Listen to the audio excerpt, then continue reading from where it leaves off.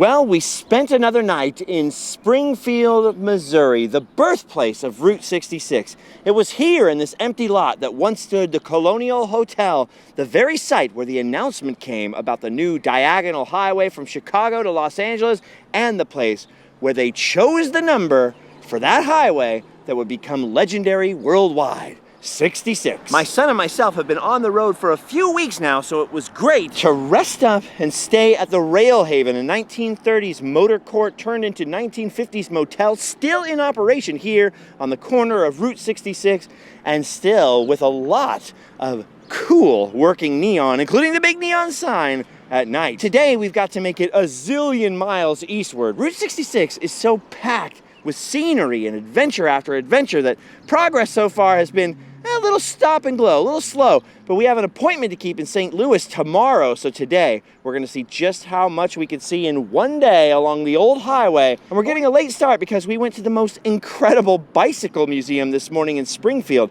I've been obsessed with old bicycles for a little while now, and it was amazing to get to see James Allen's amazing collection. Bicycle museums are actually super rare, so seeing these bikes from the 1800s through the middle of last century was a serious treat. You know, as we make our way eastward, I'm reminded that most people don't know that the good road associations that were formed to create paved roads in this country were actually started by bicyclists, even before we had automobiles. And so actually, in a way, we owe Route 66 to the bicycles first. So kind of amazing we got to see that this morning. Now, it's tempting to take the interstate past all this stuff out here, but Route 66 through the Ozarks might be the most beautiful section of them all. There's lots to see on the back roads, especially beautiful scenery, but we're finally making our way to the town of Lebanon, where they've recently restored one of their earliest tourist camp cabins, the Camp Joy cabins out here. And they've got the library with a Route 66 museum inside, which is actually a really good one. There's a lot to see there. Like I told you at the beginning, we're trying to blast our way through to St. Louis all in one day pretty much. So I've been here before and I'll be here again to focus a little more intensely on Lebanon, but we couldn't help but stop here because, of course, Lebanon, or Lebanon, however you want, is the home of the historic Munger Moss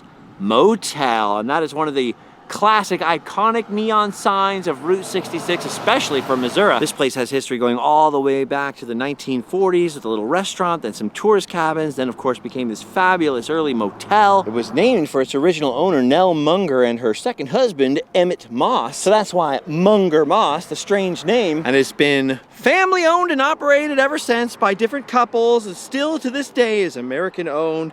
You can come out here and stay, see the neon out here. Say hello to old Larry the Lobster for me. I'm gonna be honest with you, this is one place I've never stayed on Route 66, as iconic as it is, which is why I feel a little less bad glossing over it today quickly, because I have the feeling I'll be back. Now, if we keep following old Route 66 east, there are so many more amazing things to see along the road here. And it's a total mix of the kind of treasures that you can find on the road. Like, look at this, old abandoned bridges that are falling into disrepair. The last time I was here, you could still walk out, as a pedestrian anyway, on this bridge. And it's just this beautiful old original Route 66 bridge here in the middle of the Ozarks, you know, only a few hundred yards from the interstate. This is the Gasconade River Bridge. It's 100 years old. It's now fenced off. You can't walk across it anymore, but it's still so neat to see. And then just a little further down in Hazel Green, just a little ways down the road, you start to realize, oh man, we're in the Ozarks now. There is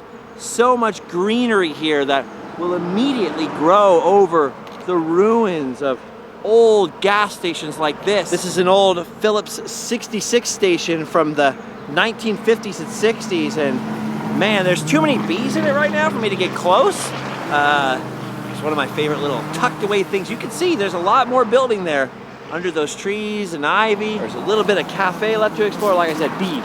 For some reason, there's tons of bees right now. But that's okay, because just within minutes up the road, up old Route 66, you get to the old Ozarks store, which was established back in the 1950s. Look at all the local stone construction over here. These days, apparently, they've got a little flea market in here only on Saturdays at certain times. It was only this part built in the 50s, originally in 1939. It was Dave Caldwell's Caldwell Cafe and Court. So there was a gas station here and a cafe and 4 cabins. And you gotta be kind of quiet because I think there are people living down here now, but there's some of the original cabins behind the store even to this day. How cute is that, dude? And then across the street from the flea market, it's the old Ozarks DX station and the Ozarks Cafe. Dude, this goes all the way back to the 1930s, and then it was, you know, built up over the years. Used to be a Greyhound bus station, a tavern, then later it was another bar. Now it's this beautiful wreck on the side of the road, this like romantic vision of the past, and I can see trees are growing up from inside of it now, so probably unlikely it'll ever be fully restored, but I hope somebody at least mows the lawn out here for the 100th anniversary, because it'd be a cool photo op. Dude, the mix of beautiful old roadside ruins and relics and long stretches of unbroken scenery when the road does veer away from the interstate are so worth taking this drive, even if it takes you a little extra time on your journey. And then you get to towns with a little bit more modern infrastructure like Waynesville, or a big town like St. Robert that's got a McDonald's and everything. So it's quite a mix here, and we'd love to explore it more, but today there's a storm about to roll right through here, so we need to take shelter, and we're gonna take shelter in Uranus. That's right, you heard me. We're gonna take shelter in Uranus. Welcome to Uranus, Missouri. It's located right along the interstate and right along old Route 66, and it was only established in 2015 by a local entrepreneur named Louis Keene. He wanted to create something fun, something quirky that would be guaranteed to pull people off the highway, and I think he's done it. Bet you never thought you'd see Uranus, huh? Look, even the church is in Uranus. Dude, I'm very keen on Uranus. It's a very punny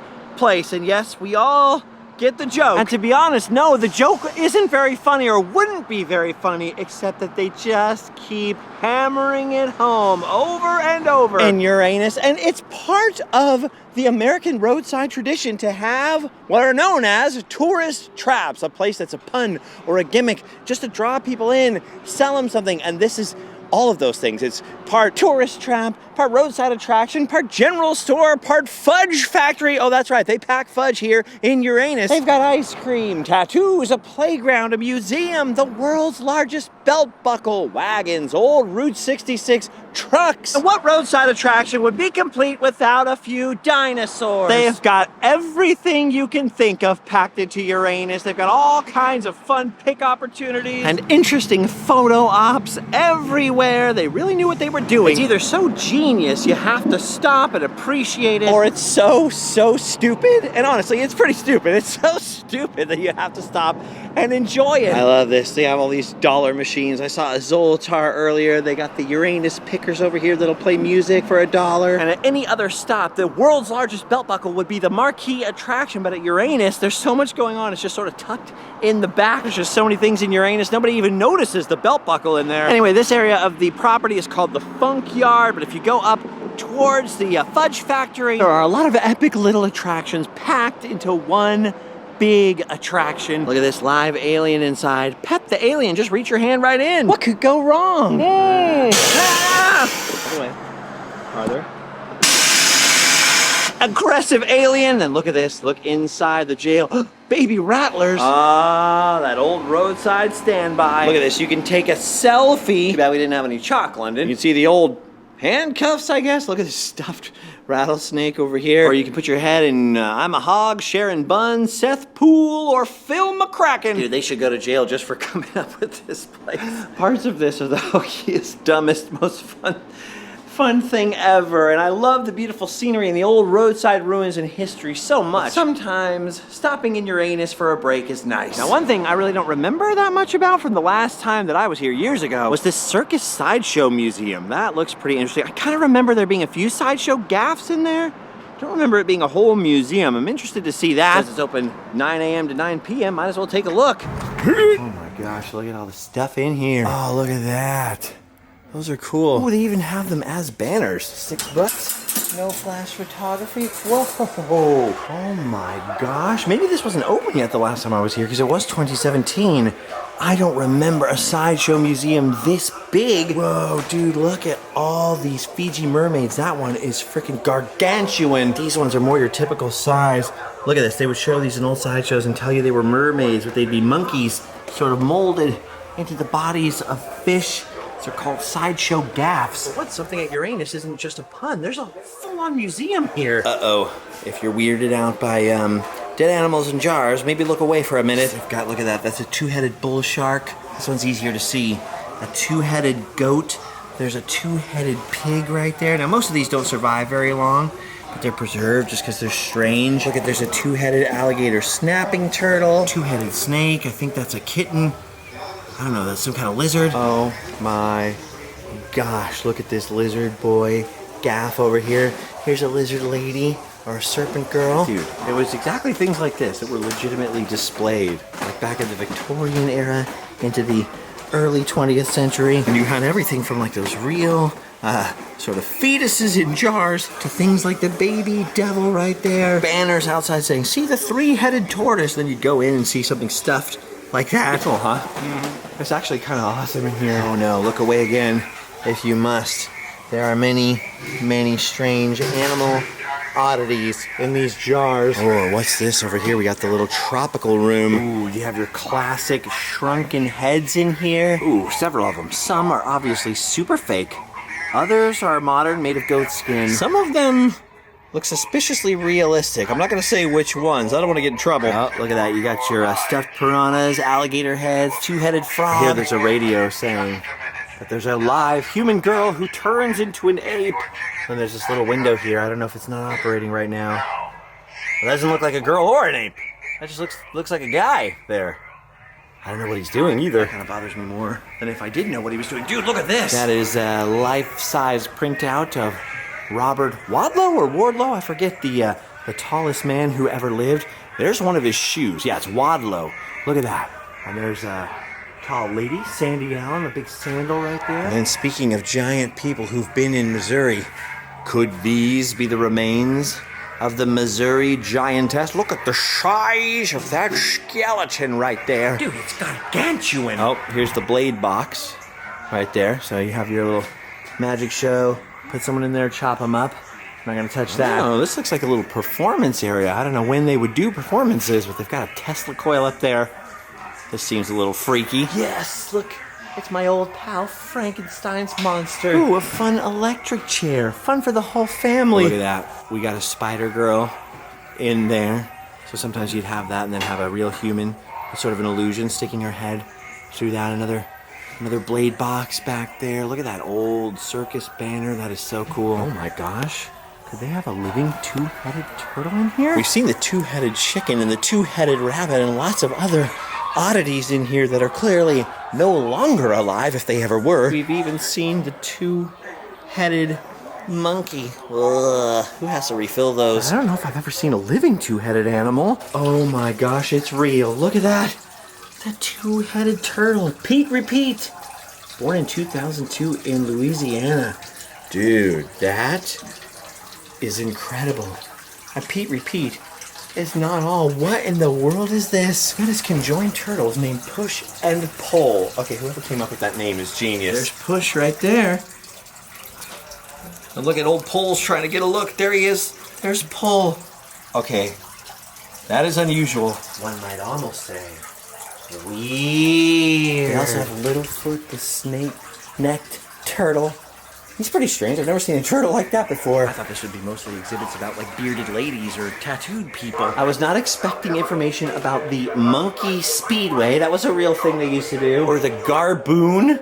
I've never seen a garboon before. Dude, this is way less Ripley's Believe It or Not and way more sideshowy than I thought it was going to be. All this information about real sideshow performers. More information about sideshow gaffs. Look at, there's the swamp thing right there. Tom Devlin, you should make a horror movie out of that.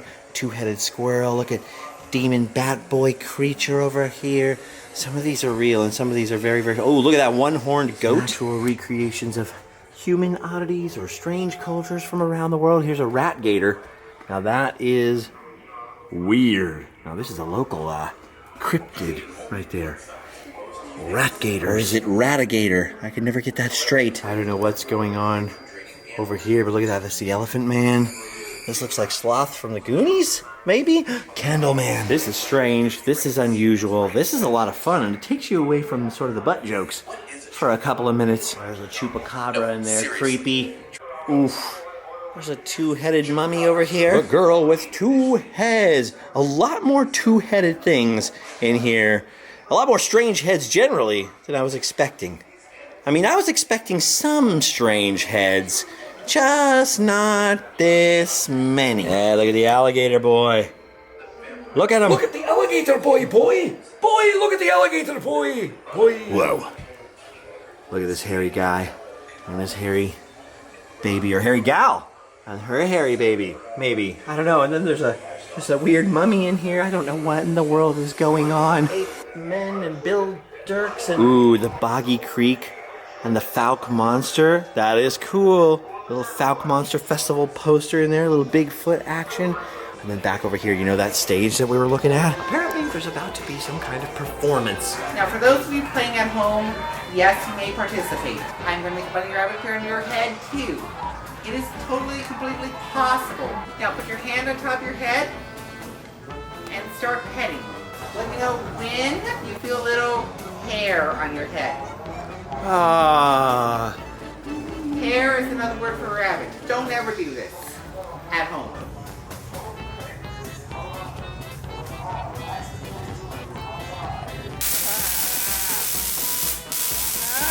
Yeah, your turn. Your turn. Hey, so don't try this at home. You're not home. Looking for volunteers? Get me out of here. Don't worry, I polished my swords in rain. All right, we're gonna stop with the circus stuff. Oh, looks like the sun has come back out as we emerge from the sideshow in there. Dude, that was a strange museum, as promised. You blind now?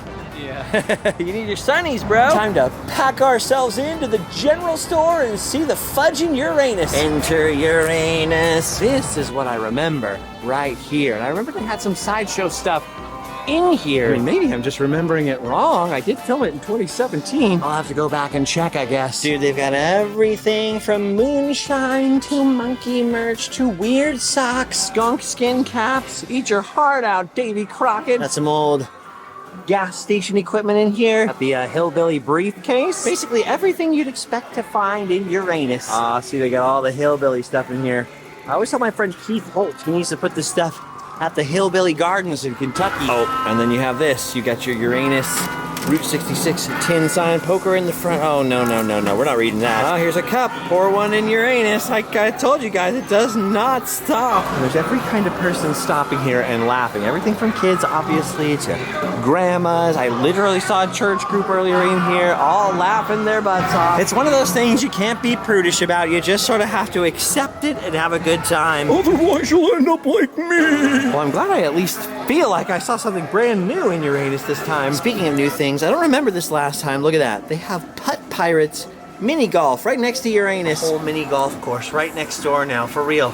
Crazy. By the way, they're not kidding about the fudge factory part. They do have a ton of fudge in here. It's not really my thing to get fudge from Uranus, but I do like seeing all the different t-shirt options. And there's a little Uranus library with a ton of Route 66 stuff in it. Look at that. Route 66opoly. Now we can play Route 66 at home. You mean we didn't have to drive all the way out here? Come on. Oh my gosh. Uranus has expanded. I don't remember this whole back area being here with all the weird garden gnomes, strange soaps and candles. Dude, there is a lot of stuff in here. Whoa. That's not what you want. You don't want a knife in Uranus. So how about get a pickle? It's Mr. Pickle right here. Look at all these boots and games and plushies. Oh my gosh, it just keeps going. Dude. This rocks. There's a glass museum in here now. Unusual. Oh yeah, this place is a hoot. I mean, just the name alone would make it a new must-stop on Route 66, but you add to it all this stuff to look at and all this stuff to check out, and you discover that Uranus is a pretty fun place. Oh man, I barely would have expected it. All right, I think we've probed Uranus all we wanted to. We've picked everything out of Uranus that we needed to. It's time for us to move on, but we're not going very far. First of all, look over there. There's the Putt Pirates mini golf area over there. It's kind of hard to see from the road, but it's pretty interesting. If you have time for mini golf, I would highly recommend stopping over there. There's another place just down the road, just off the interstate, the same exit as Uranus. Look at this little roadside craft selling place. Look at that, candles, t-shirts, and gifts, second chance items as collectibles. Unfortunately, by the time we got out of Uranus next door, it was closed. But look at all the big feet here. You got roller skating Bigfoot, you got diploma Bigfoot, skateboarding Bigfoot, every kind of Bigfoot imaginable. So lots to see here along the side of the interstate and along the side of old Route 66. And speaking of old Route 66, I know this adventure is kind of slapdash, but that's because London has got a limited amount of time this summer to be out here with me. But on this channel, of course, we have many, many detailed episodes about Route 66 of the past, of the present, of the future. Well, I'll be adding more in the future. So if today's adventure feels a little quick, like, hey, slow down, man, don't worry. There are several Route 66 playlists for you, full of adventures. And always more to come. Man, we've seen such beautiful scenery today. So many epic old historic points of Route 66. Missouri is packed with so much history and so much natural beauty, man. It's truly God's country. Thing is, not only do we have to put a lot of miles under us today, but I'm also getting really hoarse. Yes, I know I'm as handsome as ever, but I'm not feeling that great in the throatal region. So we're gonna keep cruising forward and seeing some more sights today on the sides of the road and the highway and the back roads, all different iterations of Route 66. You know, the 2-lane, the 4-lane divided highway, little dead ends that lead to nowhere, all as a recon for the next time I come back and get to explore this area in more detail on America's back roads, especially on the old Mother Road on Route 66. But we're gonna fly through it pretty quickly because we've just got to make some distance. You know, it's funny because people from all over the world will hit me up like, you're a Route 66 expert, what should we do with this? I hardly feel like an expert. In fact, there are portions of the road today that I'm going over that I've never been over before. I think the big mistake that some self-proclaimed experts will make is to tell people that are planning a Route 66 trip like, oh, you have to see everything, and to go about it like a checklist, because you're gonna get tired. There are gonna be some days where you go, you know what, the weather here is just really bad, or I'm sleepy, or I need a few days off in a nice modern hotel, and you're just gonna wanna drive. And so don't let any of that stop you from coming out and enjoying yourself and being in the moment out here. If you need to keep pushing on past something, push on past something. You always hear that phrase, it's not about the destination, it's about the journey. Well, it's not about the destinations in the case of Route 66. It's about the journey. And the more I have learned about Route 66 over the years, the more it's been harder to apply to myself and remember, like, hey, it's okay that we're just winging by a lot of this stuff today. I'm spending time with my son. We're out here going over portions of the road I've never been on before, so I'm like, there's that thing I've always read about. So maybe next time I can do a long, detailed, episode about it. It's weird because going so quickly past so much today has given me a lot of time for thought. But at the moment, all I can think is, look at the size of that rocking chair. It's the Route 66 Red Rocker. This rocking chair right here for years was the tallest in the world. That title, I think, was defeated in 2015, something like that. It's 42 feet tall. Actually, I think it's 42 feet and 8 inches or something like that. It's at least 8 alleys tall. That's one big rocket chair. You could put one big grandma in that thing. I mean, even the rockers are something like 30 feet across there. Seeing the rocker right now means that I'm getting into an area that I'm very familiar with. I spent quite a bit of time here before, but here's the thing about Route 66. I've been traveling along it, tripping out and trying to put my finger on how to put this into words and express this weird feeling that I've been getting. And as we roll into the nearby beautiful little town of Cuba, Missouri, I gotta tell you, I finally figured it out. There was this quote dancing around the edges of my mind, and I believe it was the Greek philosopher Heraclitus who said, "No man ever steps in the same river twice, for it's not the same river, and he's not the same man." And that kind of perfectly describes how I feel about Route 66 on this trip, you know? Not only have so many things changed on the route in the last 7-8 years, and especially as we build up to the 100th, and I mean both things that have sort of fallen into decay or things that have now disappeared forever, lost to history, but also new things that have been popping up along the route, and new businesses, new stories, new things getting ready for the 100th. So not only am I looking for all these new changes, these things that have disappeared and these things that have just arrived, but I find that I'm seeing the things that I've seen before in a totally different way, because I'm not the same person. I've changed in the last 5, 6, 7, 8, 9, 10 years. I've learned a lot, I've grown a lot, I've been through a lot of things. I'm not the same man, I'm not the same dad, I'm not the same partner, I'm not the same filmmaker I was 10 years ago. So I see everything a little bit differently, you know, different stories interest me. I think I understand things differently, and a second look at certain things changes my perception of them. And as I always say, Route 66 really isn't a road. It's not even just a series of roads that used to be one main street of America. It's an excuse to have an experience, to see America, to go on a journey and maybe learn something about yourself, to make memories and, you know, maybe discover some things. Like that old saying, it's not about the destinations, it's about the journey. And this is where our journey ends, at least for today. In a very special place, the Wagon Wheel Motel. Now this place is not only absolutely gorgeous, you got that rocked architecture we were talking about, and it's down here in the Ozarks, the beautiful sunsets and the scenery and the intact tourist court cottages. I mean, glorious. But if memory serves, it's also the oldest continuously operating, you know, original tourist court on Route 66. It's been open as a cafe since 1936, but the motel since 1938. That's 88 years in business on Route 66 continuously. There's still fantastic neon on the building. I don't think the actual Wagon Wheel sign is lit up yet. This is what it looked like the last time I stayed back in 2017. I mean, I just fell in love with this place. And my maternal grandmother was actually from down in the Ozarks originally, down here. Her whole family going back generations and generations down near Salem and Bunker and Rector and all these towns no one's ever heard of. By the way, if you've heard of them and you know any history down there, you can give me the deep tour, hit me up. So the last time I did Route 66, I actually took a day off. I left the camera here. I went down there and found old cemeteries with family members. I was talking, you know, just out loud at the cemetery, like, oh, I wish I could have known you. I don't have any really connections to this side of the family. And then that same day, I ran into someone who was actually my grandmother's first cousin. I'll tell the whole story another time, or maybe I'll save it for my next book. But I always felt like there was a little bit of magic here at the Wagon Wheel, like there was a little bit of Route 66 pixie dust or something. And so for today, this is the perfect place to end our journey. By the way, I just ran into Brendan Matthews, the guy that runs Route magazine down there, which is pretty crazy because we never met in person, and they ran a story on me for my last Route 66 series. So it's a really weird, small world, pixie dust type of place. Speaking of journeys, we couldn't be happier to have you guys along for the ride. You could support the journey in many ways. You could buy my new book. You could join Patreon to help keep the show on the road, get a sick hat or a t-shirt. All the links are at randomland.com. Very easy to remember. The biggest thing I cannot thank you enough for is watching these episodes, watching till the very end, and especially sharing them with other kindred spirits that you think would like them. So a big thank you from me and London to all of you. We've done our duty.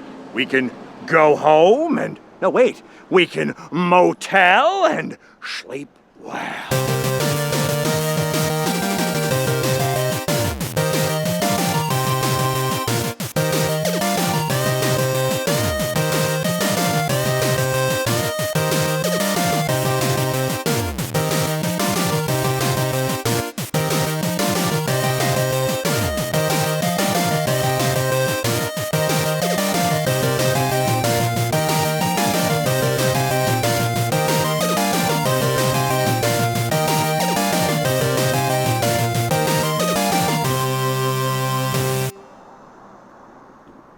Oh my gosh, I swear this is true. I swear I just saw a person in there. I swear, dude. Alright, the Stony Dell's haunted. The Stony Dell is haunted. I love to pack fudge. Right What? now I'm in here unpacking fudge. Oh, London laughed. Uranus broke him. He laughed. Well, I got you over here because I was like, it's all lit up. Doesn't look like it's all lit up. Sometimes rain will knock out certain colors, or, well, at least you can get an idea. There it is. The Wagon Wheel Motel. Not everything's perfect, but you know what? It's the kind of thing I'll remember forever. Glad you're here, boy. Love you. All right. See you guys.